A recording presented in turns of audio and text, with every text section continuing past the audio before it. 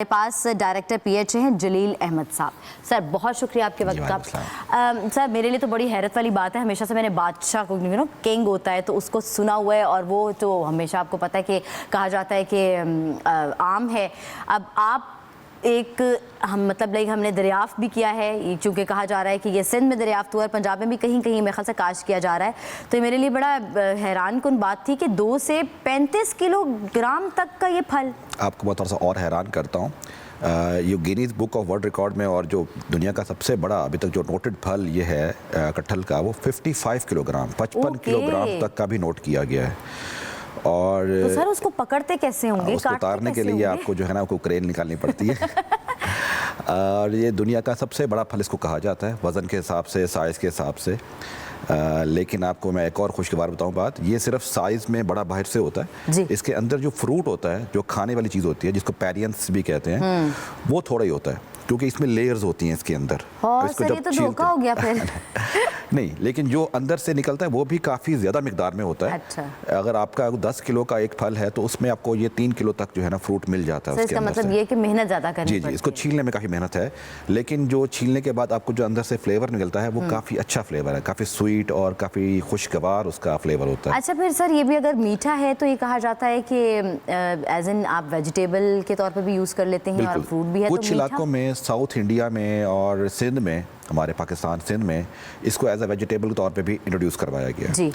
अब इसको जिसका जो सीज़न होता है, बिल्कुल जैसे मैंगो का सीज़न होता है, जून जुलाई में पक के तैयार होता है एज अ फ्रूट, इसी तरह अगर आप इसको भी देखें तो ये भी जून जुलाई में एज अ फ्रूट तैयार होता है। लेकिन अगर आप इसको कच्चा तोड़ लें मार्च में या अप्रैल में, और नरम और कच्चा इसको पकाएं, तो एज अ वेजिटेबल भी इस्तेमाल हो सकता है। और कुछ लोग तो इसको इवन रोस्ट करके भी खाते हैं। एज अ इंडिया में आपको पता है जैसे कि वहाँ पर मीट इतना नहीं खाया जाता, तो इसको मीट का अल्टरनेटिव भी कहा जाता है, और साउथ इंडिया में तो इसको पुअर मैन फूड के तौर पे इस्तेमाल किया जाता है। अच्छा जलील साहब बताइएगा इसका ओरिजिन क्या है? बेसिकली इसका जो ओरिजिन है वो इंडिया है। अच्छा। और आपको पता है कि इंडिया के साथ साथ जो एरियाज है, जैसे श्रीलंका है, बांग्लादेश है, पाकिस्तान है, थाईलैंड है, ये वहाँ पर काफ़ी ज़्यादा उगाया जाता है। तो पाकिस्तान की आबो हवा और इंडिया की आबो हवा आपको पता है ऑलमोस्ट क्लाइमेट पाकिस्तान का सेम ही है।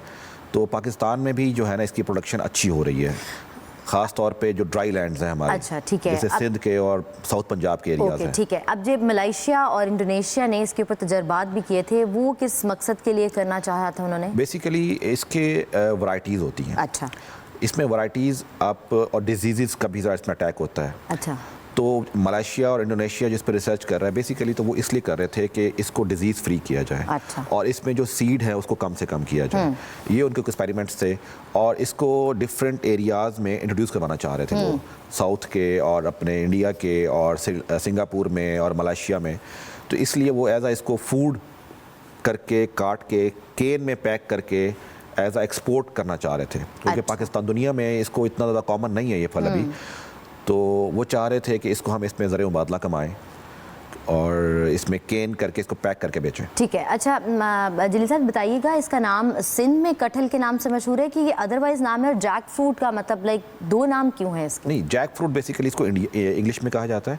इसका लोकल लैंग्वेज आम और मैंगो जैसे क्या? अच्छा एग्जैक्टली। जो हमारा यहाँ पे लोकल है सिंध में और इंडिया में, इसको कटहल ही कहा जाता है। ठीक है।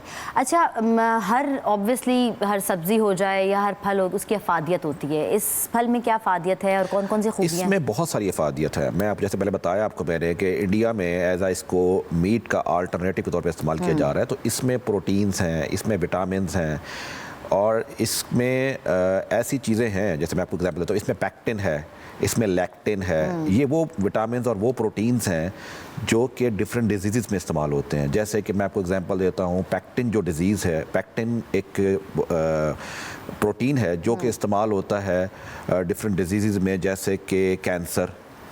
लैक्टिन इस्तेमाल होता है, वो भी कैंसर के तौर पे, कैंसर की ट्रीटमेंट में इस्तेमाल होता है। इसमें एक ऐसा प्रोटीन भी है जो कि एड्स में भी काफ़ी ज़्यादा उसको जो है ना बेनिफिट हेल्पफुल हुआ है काफ़ी।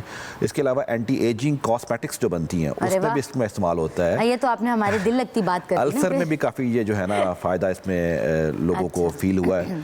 तो ये काफ़ी ज़्यादा इसके फ़ायदे हैं। इसकी न्यूट्रिशनल वैल्यू भी है और कॉस्मेटिक वैल्यू भी है, और इसके अलावा इसको लोग फलों के तौर पे तो इस्तेमाल कर ही रहे हैं, खुशगवार जायके के लिए। एग्जैक्टली। अच्छा जलील साहब, आई एम वंडरिंग कि इतनी देर के बाद क्यों ये दरियाफ्त हुआ और इसको मतलब डिस्कवर किया गया? तो ये काफ़ी अरसे से, जैसे मैं बताऊँ, पाकिस्तान लाहौर में बाग जिना एक हिस्टोरिकल गार्डन है, वहाँ पर आपको इसके मिल जाते हैं और वो फ्रूट भी दे रहे हैं, और वो पिछले कई दिहाइयों से वहाँ लगे हुए हैं। लेकिन लोग बेसिकली इसको अवॉइड इसलिए करते हैं, जैसे मैंने पहले बताया आपको, कि इसको छीलना मुश्किल है। छील के अंदर से फ्रूट निकालने के लिए को काफ़ी टाइम और काफ़ी मेहनत करनी पड़ती है। इसके स्पेशल कटर्स होते हैं, ये आम चाकू से नहीं कटता, तो इसलिए लोग अवॉइड करते हैं कि यार कौन इतनी मेहनत करे, कौन छीले और कौन निकाले। लेकिन इसको अब सिंध में काफ़ी ज़्यादा जो है ना प्रमोट किया जा रहा है। और मैं आपको एक मज़े की बताऊँ बात, कि सिंध में जो फार्मर्स हैं वो इसको उगा रहे हैं एज अ गार्डन, और वो जो बाकी कल हमारे जो कमर्शियल आम जो हमारे फ्रूट्स है उससे ज़्यादा बेनिफिशियल है, मुनाफा उसको ज़्यादा मिल रहा है फार्मर को, क्योंकि पाकिस्तान में इतना कॉमन नहीं है अभी। तो मेरी कुछ सिंध में लोगों से बात हुई तो बता रहे थे कि हम 5 से 10 लाख रुपए पर एकड़ इससे हम जो है ना वो नफ़ा ले रहे हैं। अच्छा। कटहल, क्योंकि ये 200 रुपये पर केजी के हिसाब से मार्केट में सेल होता है। ओके। और आप लगाएं, अगर एक फ्रूट का 20 किलो भी वज़न लगाएं तो आप हिसाब लगा लें, तो उस लिहाज से ये काफ़ी अच्छा बेनिफिशियल है। और इसकी जो बाकी बाई प्रोडक्ट्स हैं, जैसे स्किन है, इसका जो गूदा वगैरह है, वो भी सेल होता है। अच्छा जलील साहब, मैं अदरवाइज ये बात पूछना चाह रही थी कि अब जिस तरह से आपने कहा ना कि लोगों को ये था कि डिफ़िकल्टी थी इसको यूटिलाइज कैसे कर सकते हैं कटर, तो क्या ऐसे फल, या चलो सब्ज़ी के हवाले से भी बात कर लेते हैं, कि ऐसा जो ज़्यादातर यूटिलाइज ना हो या यूज़ ना किए जाएँ, तो वो स्पीशीज़ ही हैं जो ख़त्म नहीं हो जाती हैं अगर आप उस पर रिसर्च हो सकती है, इस पर तो कोई शक नहीं है। जैसे डिफरेंट किन्नू है एक फल, पाकिस्तान, पता है जैसे पाकिस्तान की पहचान है किन्नू, उसमें कुछ अर्सा पहले एक रिसर्च हुई थी, सीडलेस किन्नू के सीड्स को कम किया गया था। इस तरह अगर इसको पाकिस्तान में प्रमोट किया जाए और डिफरेंट हमारे जो तहकीकाती इदारे हैं उन पे ये असाइनमेंट्स दी जाए कि इसको किसी तरह ऐसा स्किन इसकी नरम की जाए या इसके अंदर गूदे को बढ़ाया जाए, इस पर बहुत सारा काम हो सकता है, जेनेटिक इंजीनियरिंग के थ्रू, बायोटेक्नोलॉजी के थ्रू भी, कल्टीवेशन के थ्रू, इस पर बहुत सारा क्रॉसिंग करके इसको बहुत ज़्यादा इस पर हम काम कर सकते हैं। सर आपको देखने में आता है ना कि जिस तरह पिछले दिनों बहुत ज़्यादा बाज़गश्त थी कि जो वाटरमेलन तरबूज है वो उसको इंजेक्शन के साथ लाल किया जा रहा है, वो अब आप जो ये बता रहे हैं कि उसको मॉडिफाई करने की कोशिश की जा रही है, तो फिर इंजेक्शन लगना शुरू हो जाएगा, कौन खाएगा फिर? ये मॉडिफिकेशन थ्रू साइंटिफिकली होगी। जैसे डिफरेंट हमारी कॉटन की क्रॉप्स होती हैं, वीट की क्रॉप होती है, वो डिफरेंट क्रॉस करके सीड्स को या उसकी जो है वो सीड तैयार किए जाते हैं, मेज़ में, कॉटन में।